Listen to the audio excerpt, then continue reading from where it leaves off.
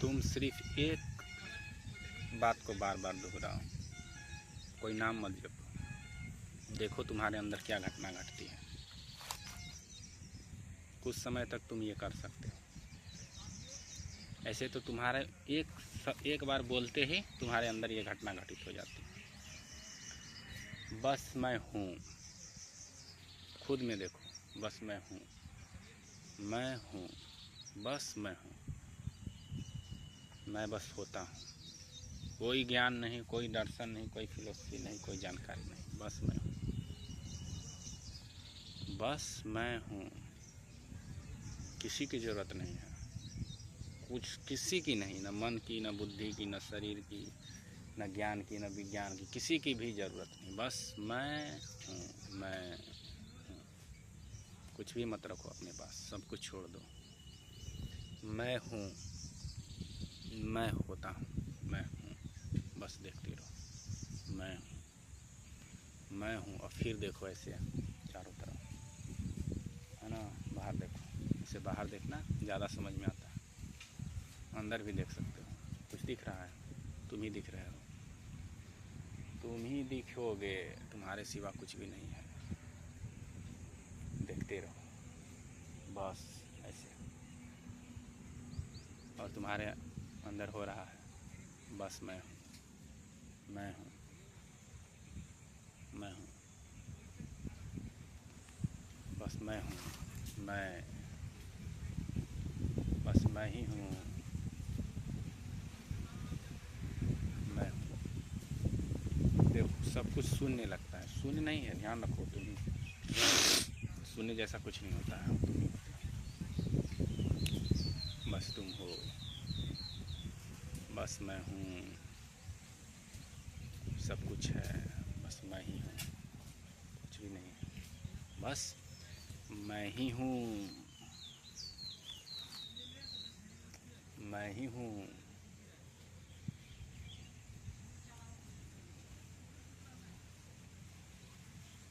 तुम्हें ये लगेगा कि मैं देख रहा हूँ शरीर से, लेकिन तुम शरीर से नहीं देख रहे हो, इस शरीर के माध्यम से देख रहे हो।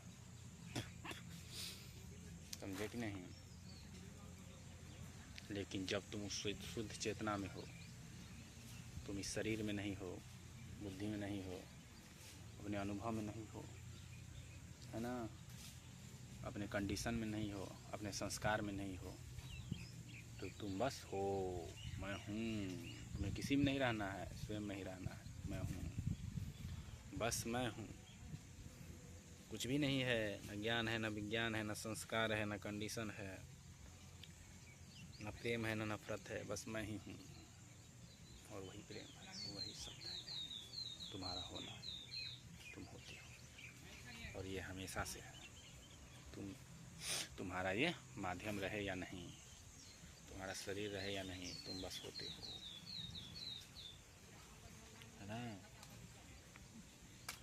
अभी तुम्हें बोध हो रहा है ना कि मैं हूँ, लेकिन शरीर नहीं रहेगा तो सिर्फ तुम ही होगे क्या,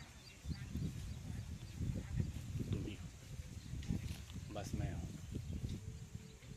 सब कुछ मैं हूँ, है ना। लेकिन तुम जैसे शरीर में आते हो,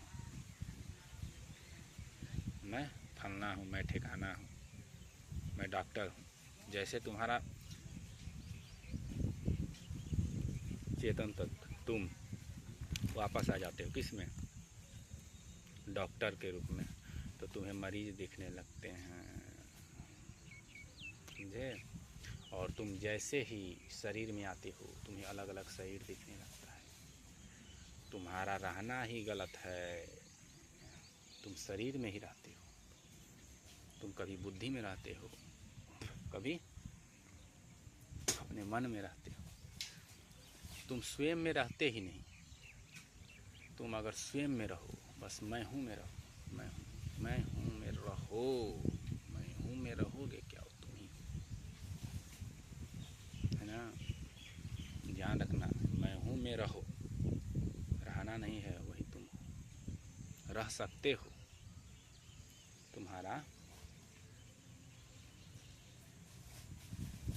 मन उसमें विश्राम कर सकता है, ऐसे तो मन होता ही नहीं, तो मन विश्राम क्या करे।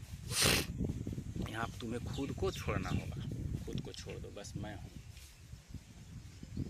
मैं हूँ, कैसा हूँ, काला हूँ, गोरा हूँ, नाटा हूँ, लड़का हूँ, लड़की हूँ, स्त्री हूँ, पुरुष हूँ, प्रकृति हूँ, पुरुष कुछ भी नहीं है, शिव हूँ, महादेव हूँ, विष्णु हूँ, कुछ भी नहीं है, बस तुम ही हो और तुमसे ही सब है।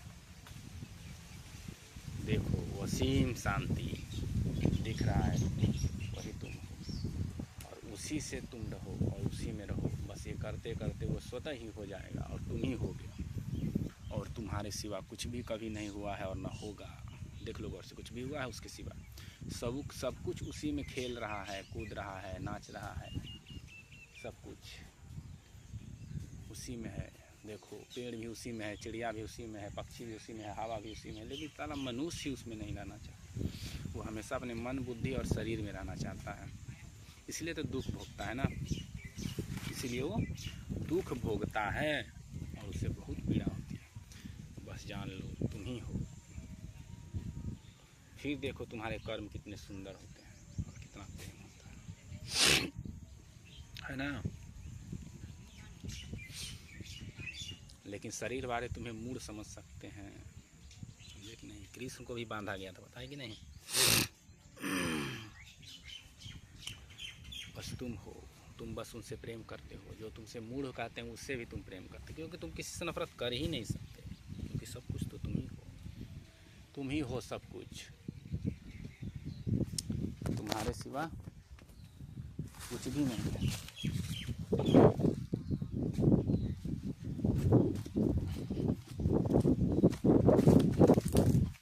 समझे,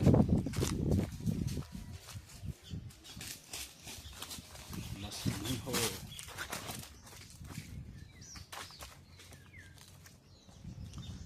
तुम बस होते हो।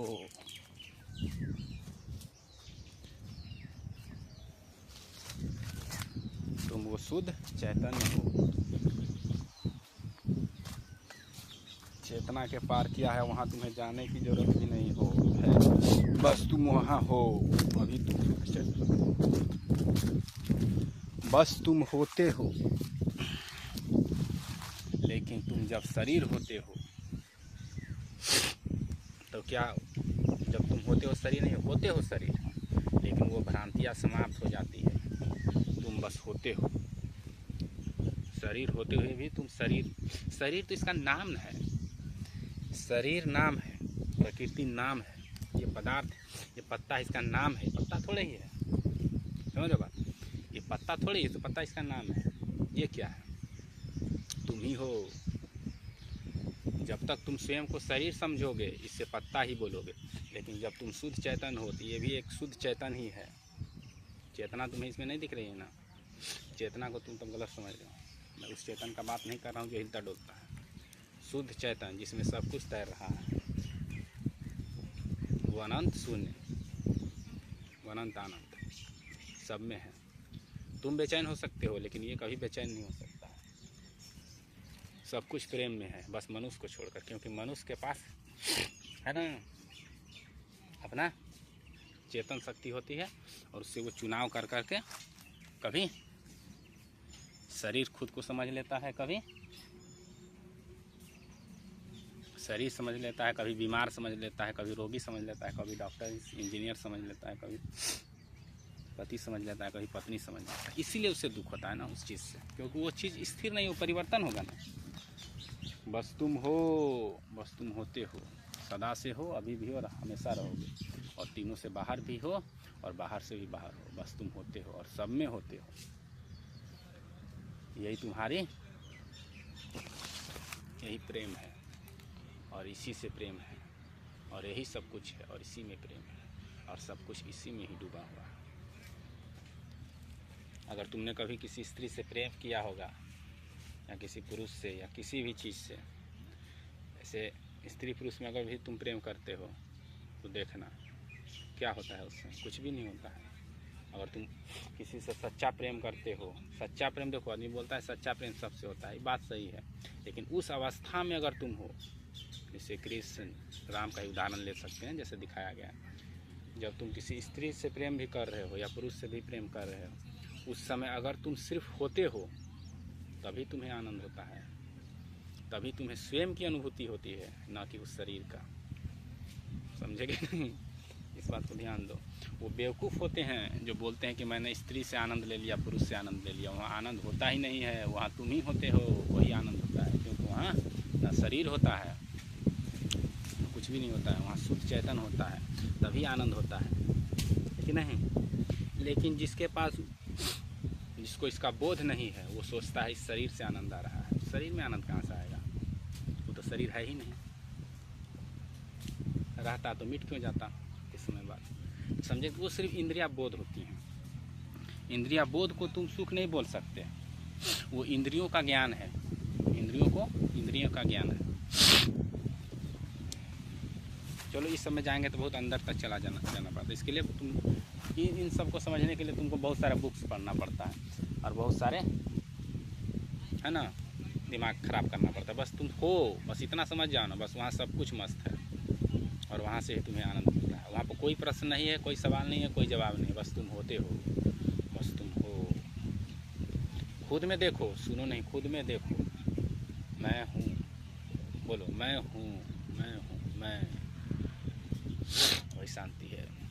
लेकिन तुम ये नहीं कर पाते, नहीं बोल पाते, क्योंकि तुम्हारी जो प्रैक्टिस है, तुम्हारी जो दृष्टा है, तुम जो देखने वाले हो, वे हमेशा शरीर के तरफ भागता है, विषयों के तरफ भागता है ना, विषयों के तरफ भागता है। इसीलिए तुम नहीं हो पाते हो स्वयं में। तुम स्वयं से बाहर रहते, खुद में रहना सीखो ना। सीखना नहीं, बस तुम देख लो, और जब भी तुम कुछ भी करो खुद में ही रहो। देखो, खुद को ही देखोगे। समझे कि नहीं? खुद में होने का मतलब ये नहीं कि तुमने संसार छोड़ दिया है। संसार कहाँ छोड़ोगे, तुम ही तो हो खुद।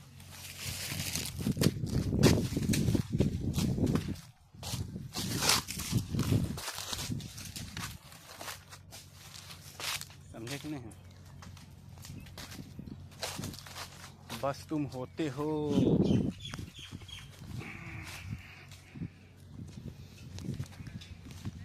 बस इसको देखो और इसी में रहो। लेकिन हमारा स्वभाव है, हमें डर लगता है कि इससे कुछ नहीं होने वाला और कुछ विशेष मिलेगा। इससे ज़्यादा कुछ नहीं मिलेगा बाबू। तुम कितना भी किताब पढ़ लो, ज्ञान प्राप्त कर लो, सब चीज़ पढ़ लो, लास्ट में तुम्हें यहीं आकर रुकना पड़ेगा, है ना। कुछ भी कर लो, कितना भी तुम ज्ञान प्राप्त कर लो, कुछ, बस तुम भाषण दे सकते हो दूसरे को और उससे कुछ नहीं मिलेगा। लेकिन तुम्हारे पास अगर समय नहीं है, तुम नहीं पढ़ पाते हो, बस इसे देखो ना, तुम हो, बस तुम हो। पढ़ोगे तो अच्छी बात है और मज़ा आएगा, है ना। मुक्त हो जाने से ज़्यादा अच्छा है मुक्ति के विषय में सुनना, उसका कथा करना, उसी को तो सत्संग बोलते हैं। तो सत्संग अच्छा है सत्य से सुंदर कौन है? सत्संग है कि नहीं? तो ये सत्य है जो मैंने अभी तुम्हें बताया कि बस तुम हो, यही सत्य है। लेकिन उसके विषय में सुनना, उसके विषय में जानना, उसको देखना, उसका रस लेना ही प्रेम है, आनंद है। हनुमान जी तो यही कर रहे थे राम के लिए ना। भरत लक्ष्मण जो भी हो, वो क्या कर रहे थे? वो भी तो राम के लिए ही कर रहे थे। समझे कि नहीं? सत्य को सुन रहे थे, जान रहे थे, देख रहे थे, प्रेम कर रहे थे, उसमें डूब रहे थे। वो सत्य में नहीं जाना चाहते। सत्य में जाने से क्या हो जाता है? तुम मिट जाते हो ना, कुछ भी नहीं होता है ना, वहाँ प्रेम ही होता है, वहाँ। समझ गए? तो इस तरह से तुम खुद को समझ सकते हो और निरंतर इसको देखते रहो।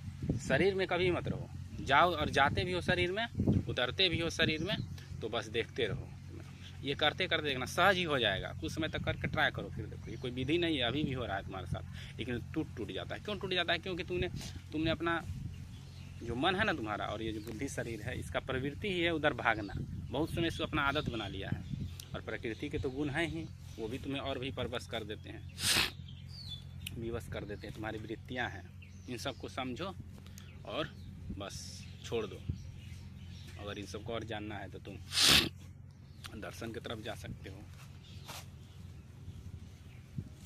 बस इतने जान लो, यही सत्य है। कहीं मत जाओ झूठ मूठ का बोझ। बस तुम हो, मैं हूँ, और वहाँ से कर्म करो। देखना कुछ भी तुम गलत नहीं करो, और तुम्हें सब दिखेगा उसी में है, और सब उसी में ही मग्न है। बस मनुष्य को छोड़ के, मनुष्य को छोड़ के, मनुष्य को छोड़ के। किसी के पास चुनाव का अधिकार नहीं है। क्यों नहीं है? क्योंकि वो स्वयं सत्य में स्थिर है। बस मनुष्य के पास ही चुनाव का अधिकार है, क्योंकि चुन चुन के नीचे गिर रहा है, ऊपर जाने के बजाय नीचे गिर गया है। समझे कि नहीं? तो इस तरह से तुम बस हो, तुम बस होते हो, तुम्हें कुछ भी जानने की जरूरत नहीं, बस मस्ती, और इसके अलावा कुछ नहीं।